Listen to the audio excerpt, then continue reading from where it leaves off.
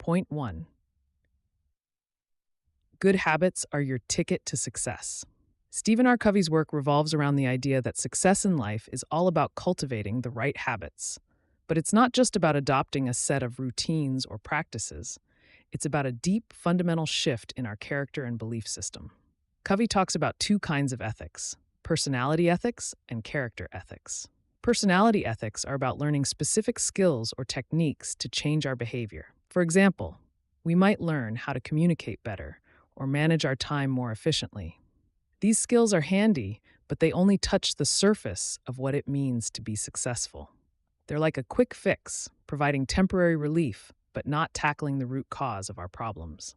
Character ethics, on the other hand, are about our core values and beliefs. They're the principles that guide our actions and decisions, like honesty, integrity, and responsibility. These aren't skills that we can pick up overnight. They're traits that we develop over time through consistent practice. They require a deep internal change, not just a superficial adjustment of our behavior. Take honesty, for example. Honesty isn't just about telling the truth. It's about being true to ourselves and others. It's about making sure our actions match our values, even when it's tough or inconvenient. This isn't something we can learn from a book or a seminar. It's a habit that we develop through daily practice. And it's this kind of habit that leads to lasting success.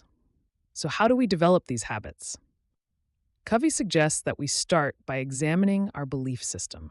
Our beliefs shape our thoughts, which in turn influence our actions. If we believe that honesty is important, for instance, we'll strive to be honest in all our dealings. If we believe in the value of hard work, we'll put in the effort to achieve our goals. By changing our beliefs, we can change our habits and ultimately our lives. In conclusion, the right habits are not just about doing the right things, but about being the right kind of person. They're not just about external success, but about internal growth and development.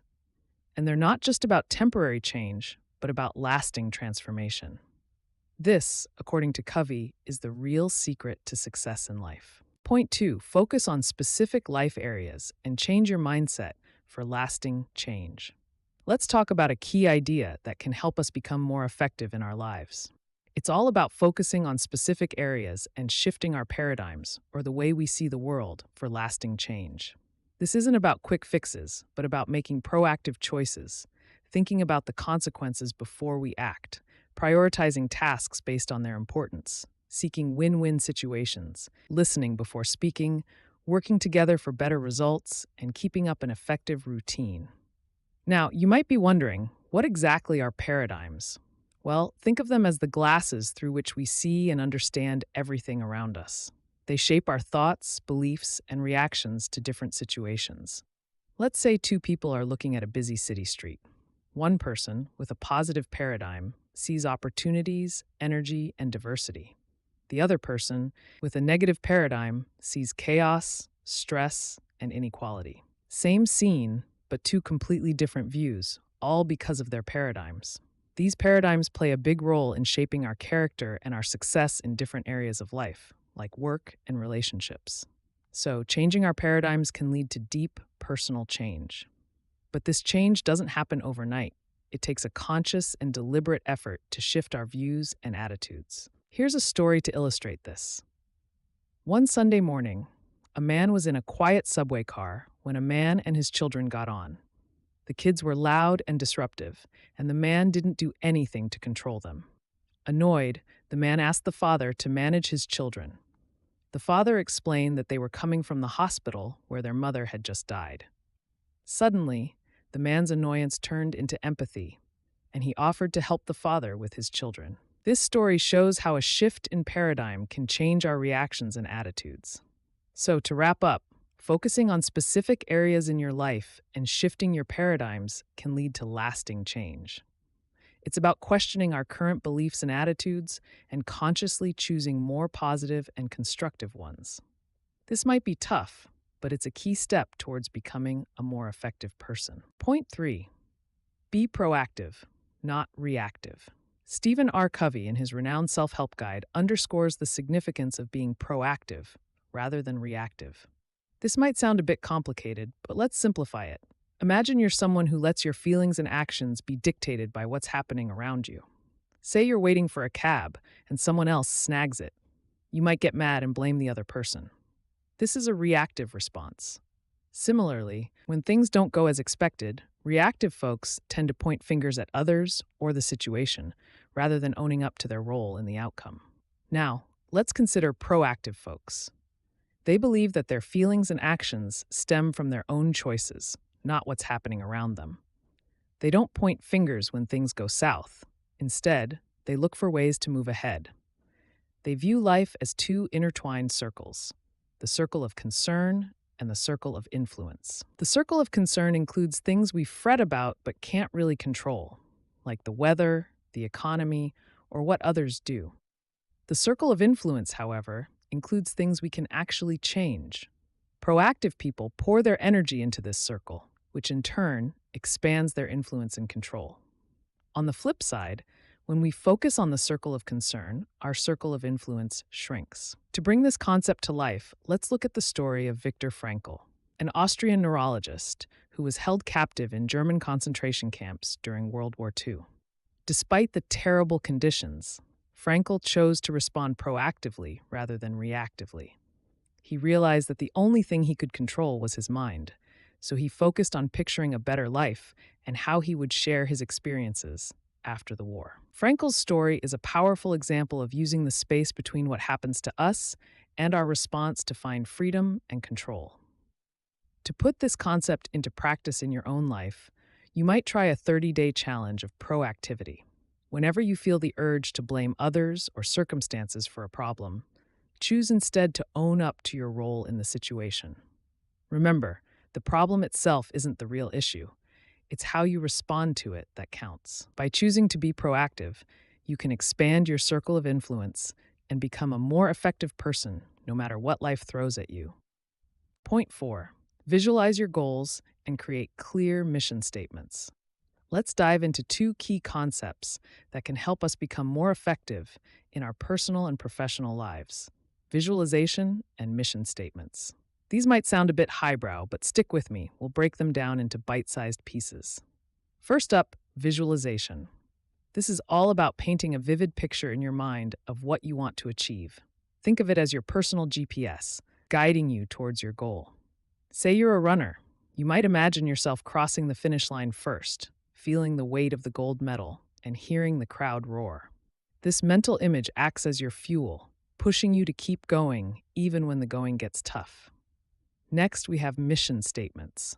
This is your personal declaration of what you're all about.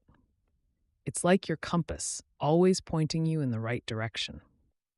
Take Google, for example. Their mission statement is to organize the world's information and make it universally accessible and useful. This simple sentence guides everything they do, keeping them on track. Crafting a perfect mission statement isn't a 5-minute job. It requires some serious soul-searching and a good understanding of your values and goals. It's about digging deep and figuring out what you stand for and what you want to achieve. Once you've got it, it acts as a constant reminder of your purpose and guides your every move. Now let's bring these two concepts together. By visualizing your goal, you create a clear image of what you want to achieve. This image then helps you craft your mission statement, which acts as your roadmap to success. Together, they form a powerful tool for personal growth and effectiveness. Let's say you're a student with dreams of becoming a doctor. You might visualize yourself in a white coat, helping patients and making a real difference. This image then helps you create your mission statement, something like, to use my knowledge and skills to improve people's health and well-being. This statement then guides your every decision, keeping you focused and motivated on your journey to becoming a doctor. So there you have it.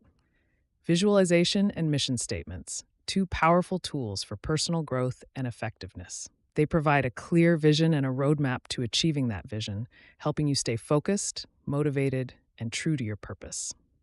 Point 5. Prioritize your tasks and aim for win-win outcomes. Stephen R. Covey's teachings revolve around the idea of managing your time effectively and building positive relationships. He believes that all our activities can be sorted into four categories based on how urgent and important they are. Firstly, we have tasks that are both urgent and important. These are things that need to be done right away and have serious consequences if ignored. Think of a medical emergency or a project that's due tomorrow. Secondly, there are tasks that are important but not urgent. These are things that align with our long-term goals and values. They might not need to be done right now, but if we keep putting them off, we might run into trouble later. Regular exercise or planning for retirement fall into this category. Thirdly, we have tasks that are urgent but not important. These are things that demand our attention right now, but they don't really help us achieve our long-term goals. Answering a phone call or dealing with unimportant emails are examples of this. Lastly, there are tasks that are neither urgent nor important. These are things that don't need to be done right away and don't help us with our long-term goals. Scrolling through social media or watching TV are examples of this. Covey stresses that the second category, important but not urgent, is the one we should focus on the most. These tasks are often overlooked because they're not urgent, but they're the ones that shape our future. By making time for these tasks, we can cut down on the number of urgent tasks we have to deal with. The other part of Covey's teaching is about aiming for outcomes that benefit everyone. This is based on the idea of a win-win mentality. We often think that for us to win, someone else has to lose. But Covey says this is the wrong way to think. Instead, we should aim for a win-win outcome where everyone benefits. A win-win mentality helps build positive relationships and creates an environment of trust and respect. It takes patience and understanding, as it involves figuring out what the other person needs and finding a solution that works for both of you. This way of thinking can be used in business deals and personal relationships alike. For example, in a family, a win-win outcome might be a compromise that meets everyone's needs. In short, managing your time effectively and aiming for outcomes that benefit everyone is about being efficient and building positive relationships. By focusing on tasks that are important but not urgent and aiming for win-win outcomes, we can be more effective in all areas of our lives. Point 6. Build strong relationships by investing in others' emotional bank accounts. Stephen R. Covey introduces a powerful concept in his work, the emotional bank account. This is a metaphorical account that symbolizes the level of trust in a relationship. Just like a real bank account, you can make deposits and withdrawals from this emotional account. The balance of this account is a reflection of the strength and depth of the relationship. Deposits into the emotional bank account are actions that build trust, show respect, and demonstrate love or understanding. These actions increase the balance and strengthen the relationship. Conversely, withdrawals are actions that break trust, show disrespect, or demonstrate a lack of understanding or empathy. These actions decrease the balance and weaken the relationship. Here are some ways to make deposits into someone's emotional bank account. 1. Show empathy. Empathy is the ability to understand and share the feelings of another. It's about putting yourself in someone else's shoes and seeing things from their perspective. For example, if a friend is going through a tough time, instead of offering advice or trying to fix the problem, just listen to them and validate their feelings. This shows that you care about their feelings and are there to support them, which is a significant deposit into their emotional bank account. 2. Maintain integrity. Integrity is about being honest and having strong moral principles. It's about doing the right thing even when no one is watching. For example, if you find a wallet full of money, returning it to the owner with all the money intact shows integrity. This action would make a large deposit into the owner's emotional bank account because it shows that you are trustworthy. 3. Be accountable. Accountability is about taking responsibility for your actions. If you make a mistake, own up to it, apologize, and make amends. For example, if you accidentally break a friend's vase, instead of trying to hide it or blame someone else, admit your mistake, apologize, and offer to replace the vase. This shows that you are responsible and trustworthy, which is a significant deposit into your friend's emotional bank account. 4. Be present. Being present is about giving your full attention to the person you are with. It's about putting away your phone, turning off the TV, and really listening to what the other person is saying. This shows that you value the other person and their time, which is a significant deposit into their emotional bank account. Covey emphasizes the importance of making regular deposits into the emotional bank accounts of the people in our lives. This builds a reserve of trust and goodwill, which can help to buffer against the inevitable withdrawals that occur in any relationship. It's about building a strong foundation of trust, respect, and understanding, which can help to weather any storm. In conclusion, developing good relationships with others involves making regular deposits into their emotional bank accounts. This can be done through showing empathy, maintaining integrity, being accountable, and being present. By doing so, we can build strong, healthy, and fulfilling relationships. Point 7. Respect and openness are key to synergy. Synergy is a powerful concept that suggests that when we work together, respecting and understanding each other, we can achieve more than we could individually. This idea isn't just for the office, it's also for our personal relationships and community interactions. Let's look at a real-life example to understand this better. David Lilienthal, who led the Atomic Energy Commission after World War II, was given the task of leading a team of the country's brightest minds. Instead of jumping right into work, he asked his team to spend the first few weeks getting to know each other. Many people criticized this decision, but Lilienthal believed that building a foundation of trust and respect was key to effective teamwork. This story shows us how important respect is in creating synergy. By taking the time to understand each other's personalities, strengths, and weaknesses, the team members were able to build a strong foundation of mutual respect. This respect then led to effective communication and collaboration, resulting in innovative solutions and excellent results. But respectful communication isn't just about being polite. It's about recognizing and valuing the skills, knowledge, and perspectives of others. It requires emotional intelligence, as it involves managing our emotions and avoiding personal confrontations. It's about focusing on the task at hand and working together to achieve a common goal. However, respect alone isn't enough to create synergy. Being open-minded is just as important. This means being willing to listen to and consider different perspectives, even if they contradict our own beliefs or ideas. It involves being flexible and adaptable, and being willing to change our minds if presented with compelling evidence or arguments. For example, if we find ourselves in a disagreement with someone, instead of insisting on our own viewpoint, we can try to understand their perspective. This doesn't mean we have to agree with them, but by being open to their ideas, we might find a solution that is better than either of our original ideas. In conclusion, respect and open-mindedness are key to creating synergy. By treating others with respect and being open to their ideas, we can create a collaborative environment where everyone's contributions are valued and utilized. This not only leads to better results, but also creates a positive and fulfilling work environment. Point 8. Regularly recharge your physical, spiritual, mental, and social batteries to stay effective.